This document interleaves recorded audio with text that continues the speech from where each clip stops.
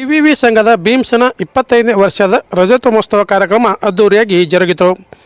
ಬಾಗಲಕೋಟೆ ನಗರದ ಬಿವಿವಿ ಸಂಘದ institute of management ಸ್ಟಡೀಸ್ನ ಭೀಮ್ಸನ 25ನೇ ವರ್ಷದ ರಜತ ಮಹೋತ್ಸವವನ್ನು ಬೆಂಗಳೂರಿನ FKCCIನ ಹಿರಿಯ ಉಪಾಧ್ಯಕ್ಷರು ಹಾಗೂ ಉದ್ಯಮಿಗಳಾದ ಉಮಾರೆಡ್ಡಿ ಅವರು ಸಸಿಗೆ ನೀರುಣಿಸುವ ಮೂಲಕ ಚಾಲನೆ ನೀಡಿದರು.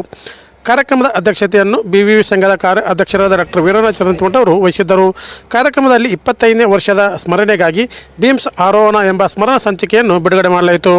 ನಂತರ ಭೀಮ್ಸ್ ಸಂಸ್ಥೆಯಲ್ಲಿ ನಿರ್ದೇಶಕರಾಗಿ ಸೇವೆ ಸಲ್ಲಿಸಿದ ವಿಶ್ರಾಂತ ನಿರ್ದೇಶಕರಿಗೆ ಹಾಗೂ ವಿಶ್ವವಿದ್ಯಾಲಯಕ್ಕೆ ರ್ಯಾಂಕ್ ಪಡೆದ ವಿದ್ಯಾರ್ಥಿಗಳಿಗೆ ಸನ್ಮಾನಿಸಿ ಗೌರವಿಸಲಾಯಿತು.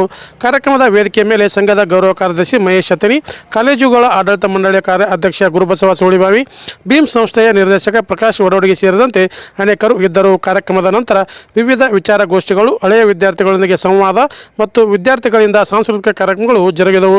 ಸುಮಾರು 500ಕ್ಕೂ ಹೆಚ್ಚು ಹಳೆಯ ವಿದ್ಯಾರ್ಥಿಗಳು ರಜತ ಮಹೋತ್ಸವ ಕಾರ್ಯಕ್ರಮದಲ್ಲಿ ಭಾಗವಹಿಸಿದ್ದರು.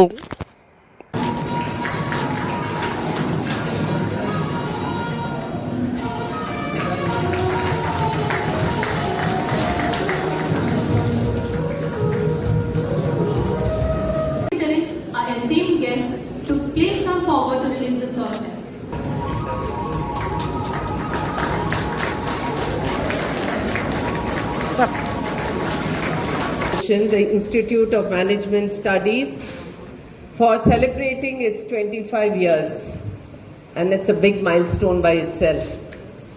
And also other than Sri Basveshwar achievement, I'm sure our shuru ಮಾಡಿರುವಾಗ they wouldn't have thought so much. You always think of the low hanging fruits, building ಕಟ್ಟಬೇಕು, ಶುರು ಮಾಡಬೇಕು, ಕಾಲೇಜ್ ಶುರು ಮಾಡಬೇಕು ಅಂತ. But when you look back now, 25 years has been, I'm sure, a very big achievement to this great institution and to all the individuals who have been part of this great institution, because they have contributed in some way or the other to bring it to this milestone of 25 years and to the 118 or 116 years of BV. Probably in the 90s, avag bandiradu. It was Bijapur, Bagalkot together, our Bijapur district agittu. So I had that impression of what it was.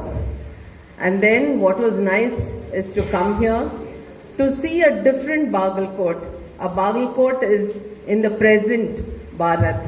A Bagalkot which stands very prominently because you see infrastructure, you see development everywhere.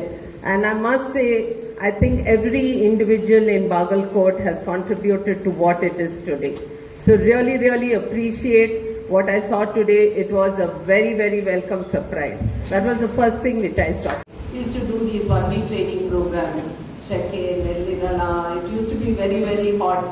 And today when I came out of the railway station, right into your great institution, there is greenery all around. And you see that with happiness. Greenery nodidre adondu santosha barutte.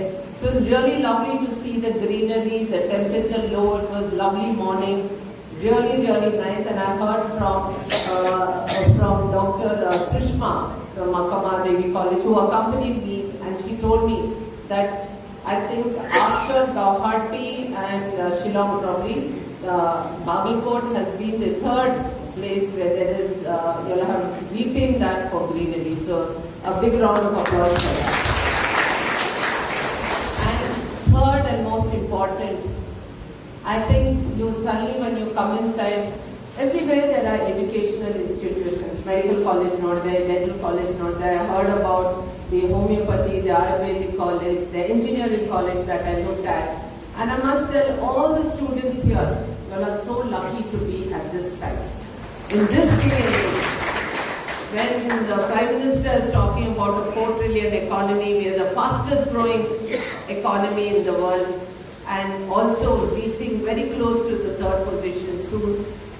You are so lucky to be here, and most importantly for you to recognize the leadership of people like Dr. Charanjit Math, who have contributed to building this empire for you, to provide these opportunities, and all the many leaders who have been able to create this for you to take it and to use it and to pivot yourself up. Ee tara opportunity ellargu sigala. So I think all the students here You must pat yourself saying that you all are the lucky ones to be part of this great institute.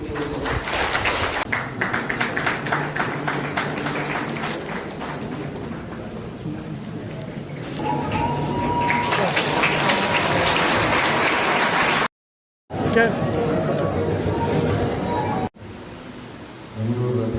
ಬೆಂಗಳೂರಿನ high tech magnetics and electronics ನಾವು FSCCIಯಿಂದ senior vice president ಆಗಿರುವಂಥ ಶ್ರೀಮತಿ ಉಮಾ ರೆಡ್ಡಿ ಅವರೇ, ವೇದಿಕೆ ಮೇಲೆ ಉಪಸ್ಥಿತರಿರುವಂಥ ಮಹೇಶ್ ಅತ್ನಿಯವರೇ, ಗುರುಬಸವ ಸುಳಿವಾಂಗರು, ನಿರ್ದೇಶಕರಾದ doctor Prakash Vanavalli ಅವರಿಗೆ, ಆಗಮಿಸಿರುವಂಥ ಎಲ್ಲ ಸಂಘದ ಈ MBA ಕಾಲೇಜು ಅಂದರೆ ಬಾಗಲಕೋಟೆ ಅಂತ ಊರಿಗೆ ಭಾಳ ಹೊಸ ಕಾನ್ಸೆಪ್ಟ್ ಇದು. ಕಾಸ್ಮೋಪಾಲಿಟನ್ ಸಿಟಿಯಲ್ಲಿ ಇರುವಂಥ ಸಂಸ್ಥೆಗಳನ್ನು ಇಲ್ಲಿ ಪ್ರಾರಂಭ ಮಾಡಿ ನಡೆಸೋದು ಅಷ್ಟು ಸುಲಭದ ಕೆಲಸ ಅಂತಲೂ ಅಲ್ಲ. ನಾವೆಲ್ಲ ಇನ್ಫ್ರಾಸ್ಟ್ರಕ್ಚರ್ ಕೊಡ್ಬೋದು, ಇಕ್ವಿಪ್ಮೆಂಟ್ಸ್ ಕೊಡ್ಬೋದು, ಆದರೆ ಮ್ಯಾನ್ ಪವರ್ಸ್, ರಿಸೋರ್ಸ್ ಪರ್ಸನ್ಸನ್ನು ಕರ್ಕೊಂಡು ಬಂದು ಮಾಡುವಂಥದ್ದು ಇಲ್ಲಿ ಭಾಳ ಕಷ್ಟದ ಕೆಲಸ. ಅಂಥದ್ರಲ್ಲಿ ನಮ್ಮ 5 ಜನ ಹಿಂದಿನ ನಿರ್ದೇಶಕರು ಬಂದು ಈ ಸಂಸ್ಥೆಯನ್ನು ಭಾಳ ಚೆನ್ನಾಗಿ ಕಟ್ಟಿ ಬೆಳೆಸಿದರು. ಇನ್ನೊಬ್ಬರು ಅಳಿಗೆಯವರು ಕೂಡ ಬಹಳ ವರ್ಷ ಈ ಕೆಲಸ ಮಾಡಿದರು. ಅವರು ನಮ್ಮನ್ನು ಬಿಟ್ಟು ಅಗಲಿದರು. ಈ ಸಂಸ್ಥೆ ಏನಾದರೂ ಬೆಳೆದು ನಿಂತಿದ್ದರೆ ಅವರೆಲ್ಲರ ಪರಿಶ್ರಮ ಅಂತೇಳಿ ನಾನು ಭಾವಿಸ್ತೇನೆ. ಕೋರ್ಸ್ಗಳು ಇದೆ, BCom ಇದೆ, BSc ಅವನ್ನೆಲ್ಲ ಮಾಡೋರು MBA ಮಾಡ್ತಾರೆ. ಇಂಜಿನಿಯರಿಂಗ್ ಆದಂಥ MBA ನಮ್ಮಲ್ಲಿದೆ. ಒಟ್ಟು 4 MBA ಕಾಲೇಜುಗಳನ್ನು ನಾವು ನಡೆಸ್ತಾ ಇದ್ದೀವಿ. ಒಂದು ಬಿಡದಿಯಲ್ಲಿ, ಒಂದು ಮುಧೋಳದಲ್ಲಿ, 2 ಇಲ್ಲಿ, ಒಂದು ಇಂಜಿನಿಯರಿಂಗ್ ಕಾಲೇಜಲ್ಲಿ, ಒಂದು ಸಪ್ರೇಟ್ MBA. 4 MBA ಕಾಲೇಜುಗಳು ಕೂಡ ಇವತ್ತು ಒಳ್ಳೆಯ ರೀತಿಯಲ್ಲಿ ನಡೀತಾ ಇರೋದು ಸಂತೋಷದ ಕೆಲಸ. ಮತ್ತು ಪ್ಲೇಸ್ಮೆಂಟು ಎಲ್ಲಕ್ಕಿಂತ ಮುಖ್ಯವಾಗಿ ಪ್ಲೇಸ್ಮೆಂಟ್. 4 ಕಾಲೇಜಿನ ವಿದ್ಯಾರ್ಥಿಗಳು 100% ಪ್ಲೇಸ್ಮೆಂಟ್ನಲ್ಲಿದ್ದಾರೆ. ಅಥವಾ ಅವರು ತಮ್ಮ ಕೆಲವರು ಸ್ವಂತ ಉದ್ಯೋಗಗಳನ್ನು ಮಾಡ್ತಾರೆ ಅಂತ ಹೇಳೋದಕ್ಕೆ ಕೂಡ ನಮಗೆ ತುಂಬ ಹೆಮ್ಮೆ ಅನ್ನಿಸ್ತದೆ. ನಮ್ಮಲ್ಲಿ ಕೆಲವು MBA ಆದಂಥ ವಿದ್ಯಾರ್ಥಿಗಳನ್ನು ನಮ್ಮ ಸಂಸ್ಥೆಗೆ ತಗೋಬೇಕಂದ್ರೂ ಸಿಗೋದಿಲ್ಲ. ಅವರು ಅಷ್ಟು ನಾವು ಕೈ ಮೀರಿ ಹೋಗ್ಬಿಡ್ತಾರೆ. ಬೇರೆ ಬೇರೆ ಊರುಗಳಿಗೆ, ಬೇರೆ ಬೇರೆ ಪ್ರದೇಶಗಳಿಗೆ ಹೋಗ್ತಾರೆ. ತಮ್ಮ ಕಾಲ ಮೇಲೆ ತಾವು ನಿಲ್ತಾರೆ. ಇದು ಸಂಸ್ಥೆ ನಡೆಸುವಂಥವರಿಗೆ ಒಂದು ಹೆಮ್ಮೆಯ ವಿಷಯ ಅಂತೇಳಿ ನಾನು ಭಾವಿಸ್ತೇನೆ. ನಾವು ಕಲಿಯುವಾಗ ಈ MBA, BBA ಈ ಕಾನ್ಸೆಪ್ಟೇ ಇರಲಿಲ್ಲ. BCom, BA, BSc. ಆದರೂ ಕೂಡ ನಾವೇನು MBAದವರಿಗೆ ಕಂಪೇರ್ ಮಾಡಿದರೆ ಕಡಿಮೆ ಇಲ್ಲ. ನಾವು ಕೂಡ ಒಳ್ಳೆಯ ರೀತಿಯಿಂದ ಬಿಸ್ನೆಸ್ಸನ್ನು ಸೆಟಪ್ ಮಾಡಿದವರು, ಅದರಲ್ಲಿ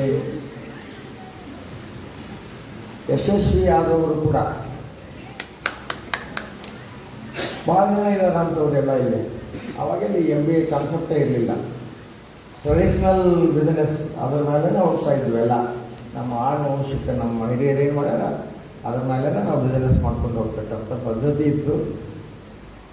ಅದರಲ್ಲಿಯೂ ಕೂಡ ಸಾಕಷ್ಟು ಯಶಸ್ಸನ್ನು ಕಂಡವರು ಇದ್ದಾರೆ. ನಾವು ಉದಾಹರಣೆಗೆ ಹೇಳಬೇಕಾದ್ರೆ ವಿಜಯ್ ಸಂಕೇಶ್ವರ ಅವರು, ಈಗೇನೋ ಅವ್ರ ಮಗ ಈಗ ಬೇರೆ ಬೇರೆ ದೇಶದಲ್ಲಿ MBA ಮಾಡಿ ಬಂದಾರೆ. ಆದರೆ ಅವರು ಎಲ್ಲಿ MBA ಮಾಡಿದವರಲ್ಲ. ಅಂದರೂ ಕೂಡ ಅವರಲ್ಲಿ ಶಿಸ್ತು, ಸಮಯ ಪ್ರಜ್ಞೆ ಬಹಳ ನೋಡಿ ನಾವು ಕಲಿಯುವಂಥ ವ್ಯಕ್ತಿಗಳಿದ್ದಾರೆ ಅಂತ ಹೇಳಿದರೆ ತಪ್ಪಾಗಲಿಕ್ಕಿಲ್ಲ.